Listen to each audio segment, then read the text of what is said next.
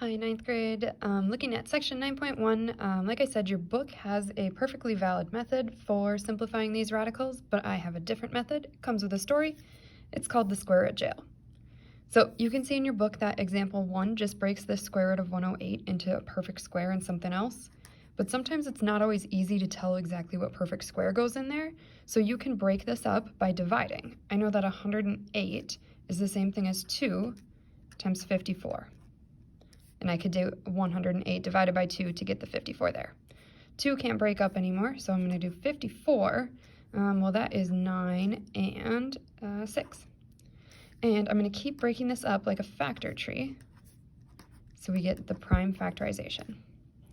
Now, once I get all the way down to numbers that can't break up anymore, I'm going to change this square root of 108. I'm just going to rewrite it as the square root of 2 times 2 times 3 times 3 times 3.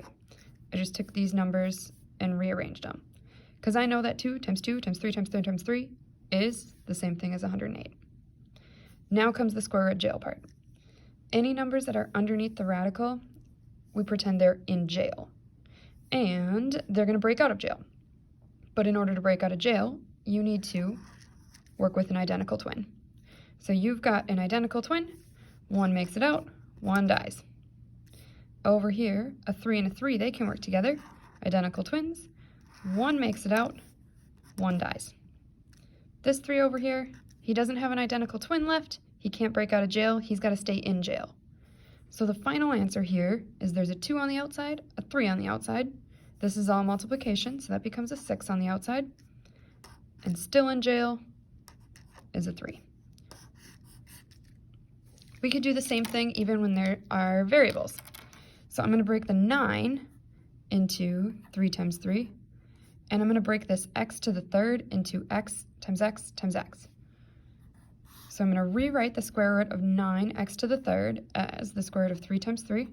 There's the 9, and 3 x's. And now it's the same thing. We've got the square root jail, so you work with an identical twin. One makes it out, one dies. Twins, one makes it out, one dies.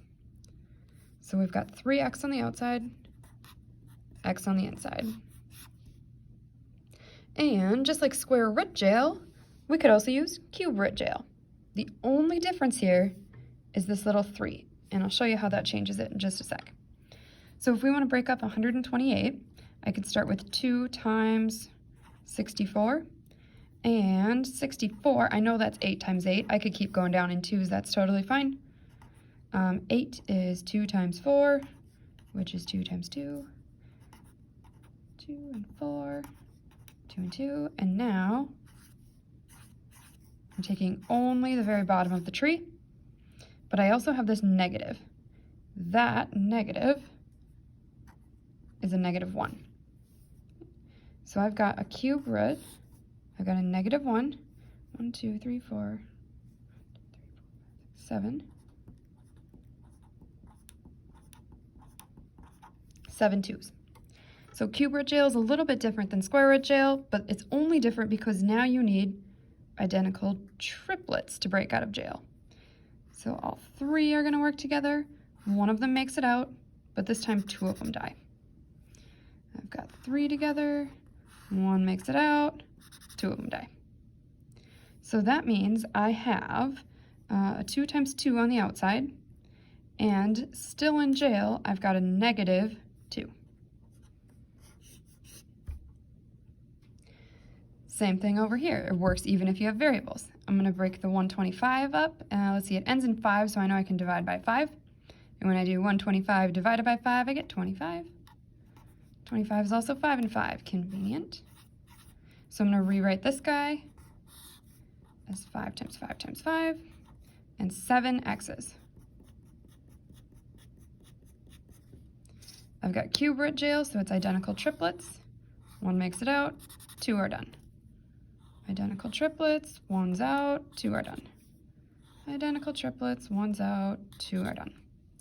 So on the outside I have 5 times x times x. That's 5x squared. I still have a cube root jail, and all that's left in jail is that 1x.